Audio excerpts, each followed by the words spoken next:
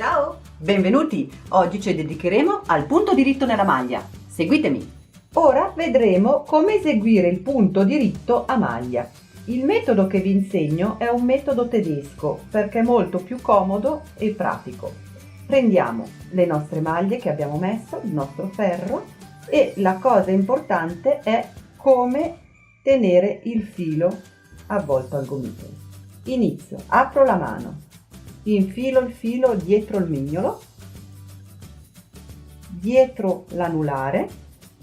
A questo punto giro una volta attorno all'indice e sono pronta per lavorare. Questa è la posizione. La rivediamo. Dietro il mignolo, dietro l'indice, attorno all'indice e sono pronta. Ora prendo il ferro e comincio. Questa distanza non deve essere troppo grande, se no facciamo fatica. Tiriamo il filo dietro in modo di avere circa 2 centimetri.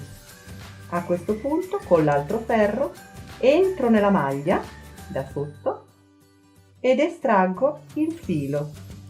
Mi aiuto con questo indice a tirare.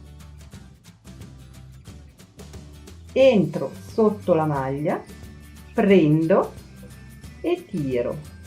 Questo indice mi aiuterà a tirare un po' la maglia. Entro, esco e tiro.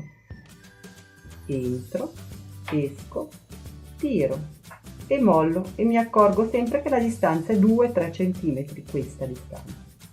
E continuo fino alla fine del ferro.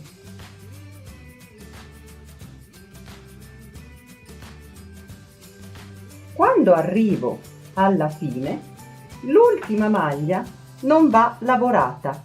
Questo per creare la fine del lavoro, il cosiddetto legaccio. Lascio il filo così e salto la maglia. La prendo come se volessi lavorarla, ma non la lavoro. A questo punto giro il lavoro, lo prendo con l'altra mano, lo rimetto nella mano e mi trovo in questa situazione dove il filo non lavorato è davanti all'ultima maglia.